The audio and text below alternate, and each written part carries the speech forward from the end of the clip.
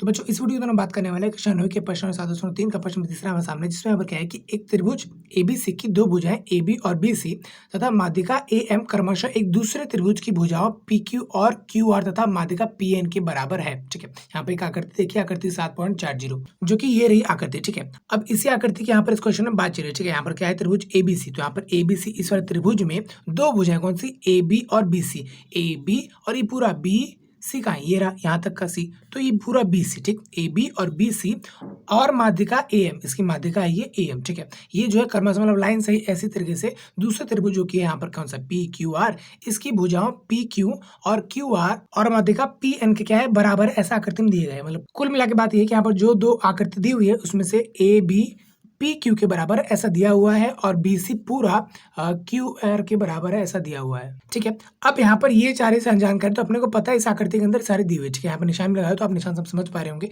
जहाँ पर एक है ये एक के बराबर, ये दो है तो ये दो वाले के बराबर, ये तीन है निशान तो यहाँ पर तीन वाले के बराबर होती है। ठीक, तो अब इसमें कहा क्या गया, यहाँ पर देखिए ध्यान से क्या है कि दर्शाइए कि यहाँ पर दो चीजें हैं, इनको दर्शाना। ठीक है, पहले क्या है, त्रिभुज ABM सर्वांग सम है किसके, त्रिभुज PQN के। ये सर्वांग सम का निशान होता है, बराबर निशान नहीं है। ठीक है, तो ABM कौन सा है, यहाँ पर ABM ये वाला त्रिभुज सर्वांग सम है किसके, PQN इसके सर्वांग सम त्रिभुज के बराबर है। मतलब सारी चीजें एज इट इज उसके बराबर है, मतलब कि दोनों त्रिभुज एक ही है। कहने मतलब है सारी इसकी भुजाएं इससे सेम खाती हैं, सारे इसके कोण इसके साथ सेम होते हैं। इस तरह से हम देखेंगे, सबसे पहले देखेंगे कि इनको दोनों के बारे में अपने को दिया गया है। ठीक है, तो उसके बाद में आगे बात करेंगे, लेकिन उससे पहले अगला यहाँ पर क्या है कि ABC पूरे त्रिभुज को PQR के बराबर दिखाना है, ऐसा आपको बताना है। ठीक है, लाइन से करोगे तो अपनों को सॉल्यूशन करने में हेल्प भी मिलेगी, मदद भी मिलेगी। ठीक है, अभी जब मैं करूँ तो आपको समझ में आ जाएगा। ठीक है, तो ये फटाफट से जो है इन दोनों को आपस में सिद्ध करते हैं कि दोनों आपस में क्या है, सर्वांग सम। तो बच्चों यहाँ पर पहला पार्ट अपने सामने, इसमें क्या है कि त्रिभुज ABM और त्रिभुज PQN को। ठीक है, तो यहाँ पे देखो ABM और PQN। ठीक है, तो सबसे पहले मैं ये लिख देता हूँ कि त्रिभुज ABM और PQN में क्या क्या चीजें सेम आपको दी हुई है या फिर पता है। ठीक है,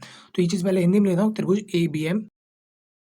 ठीक है, अब इन दोनों में ही देखो ये होता है त्रिभुज निशान, आपको तो पता है। ठीक है, अब इन दोनों में देखो आप ध्यान से क्या दिया हुआ है कि AB है बराबर है किसके, PQ के, ऐसा क्वेश्चन में बताया हुआ था, हिंदी में लिखा तो हुआ था। ठीक है, और वैसे निशान भी लिखा है। ठीक है, तो हम लिख देते हैं फटाफट से। यहाँ पर क्या है कि AB बराबर है किसके, PQ के बराबर, ऐसा क्या क्वेश्चन में दिया हुआ है। हाँ दिया हो तो ये चीज लिख दो ना, जिससे पता चल जाएगा ये जो आपने डिटेल लिखी है, जानकारी लिखी कहाँ से है। ठीक है, तो ये क्या है, दिया हुआ है। ठीक है, दिया है मतलब क्वेश्चन में ही बताया हुआ है। ठीक है, वेरी गुड। चलिए अगला यहाँ पर क्या दिया हुआ है कि AM जो है PN के बराबर, ऐसा भी क्वेश्चन में ही कहा है। ठीक है, तो वो भी लिख देते हैं यहाँ पर कि AM, नाम लिखूंगा पूरा एक प्रॉपर, जो यहाँ पर AM जो कुछ भी होगा अपने को नहीं पता कितना, लेकिन जो भी है AM जो है बराबर किसके, PN के। चलिए ठीक है, ऐसा भी क्वेश्चन में दिया हुआ है। ठीक है, तो यहाँ पर आप प्रॉपर लिखेंगे दिया है, मैं ऐसे कर देता हूँ, आपको समझ में आ जाएगा। ठीक है, इसका मतलब वही ऊपर और नीचे। ठीक है, तो ये AM भी। ठीक है, अच्छा एक और चीज अपने समझना पड़ेगा क्या, कि BC बराबर था किसके, QR के। ठीक है, तो माध्यिका क्या करता है, उसको आधा करता है। माध्यिका मतलब क्या है कि उसके बिल्कुल दो हिस्सों कर देता है। ठीक है, तो उस तरीके से पूरा इस पूरे बराबर था, तो इसका आधा जो कि BM है,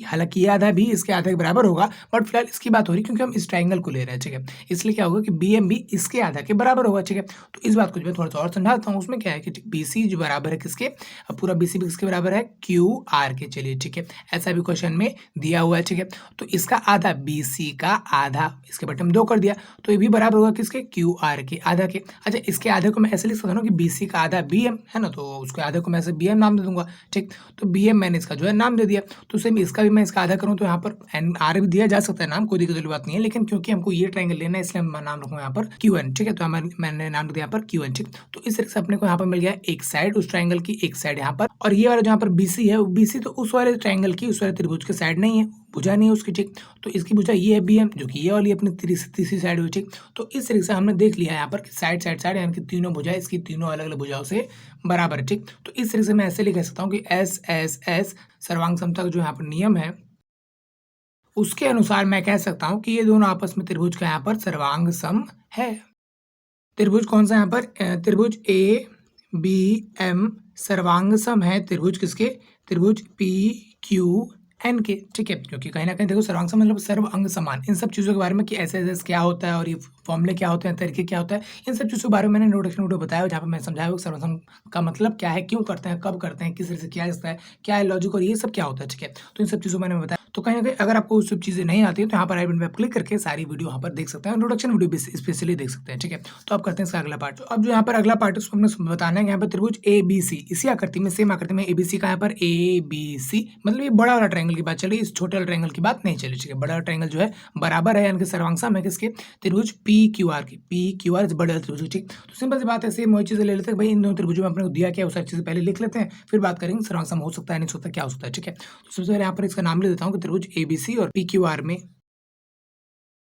ठीक है। तो अब इनकी बात करो तो कहीं ना कहीं यहाँ पर ए बी यानी कि इस वाले ट्रायंगल का एक भुजा ए बी दूसरे वाले ट्रायंगल के पी क्यू के बराबर था। मानता हूँ कि ये वाला भुजा पहले वाले ट्रायंगल इस वाले ट्रायंगल की भी थी, लेकिन बड़े वाले ट्रायंगल की भी तो है, तो उस नजर से भी देखा जाए तो कहीं ना कहीं इसकी एक भुजा है, ठीक। यहाँ पर भी इसकी एक भुजा है, ठीक। तो उस हिसाब से यहाँ पर ए बी बराबर है पी क्यू के, ठीक है। तो यहाँ पर ए बी बराबर किसके, पी क्यू के, ऐसा भी क्वेश्चन में दिया हुआ है, मैं खुद से नहीं कह रहा हूँ, ठीक। चलिए ठीक है, वेरी गुड। अच्छा, उसके अलावा हमारे पास एक और चीज़ यहाँ पे देखो ध्यान से, आप क्या करोगे, ए बी सी पूरा बड़ा सा ट्रायंगल है, ठीक है। तो उसमें ये वाला जो कोण है ना, ए बी सी का ये वाला कोण, बड़े वाले ट्रायंगल का ये वाला कोण इस वाले ट्रायंगल के इस वाले कोण के बराबर होगा। क्यों, कैसे होगा, देखो मैंने जब पहले इस वाले क्वेश्चन को किया था उसमें मैंने छोटा सा ट्रायंगल लिया था जिसका ये क्या था, कोण था। सेम ये इसको मैंने क्या किया था, इसके साथ सर्वांग क्या था जिसका भी ये वाला एक कोण था। तो यानी कि पहले वाला ट्रायंगल को देखते हुए उसके हिसाब से मैं कह सकता हूँ कि ये दोनों आपस में क्या होंगे, बराबर होंगे। होंगे कि होंगे, बिल्कुल होंगे, ठीक। और कहीं ना कहीं सेम कोण मतलब वही वाला कोण बड़े वाले ट्रायंगल का भी तो है ना। तो इसलिए मैं कह सकता हूँ यहाँ पर कि एंगल बी एंगल क्यू के बराबर है, एंगल बी एंगल क्यू के बराबर है, क्योंकि हमने पहले ही साबित कर लिया कि इससे बनने वाले ये वाला ट्रायंगल भी आपस में सर्वांग है, तो कहीं ना कहीं ये कोण तो बराबर तो होंगे, ठीक।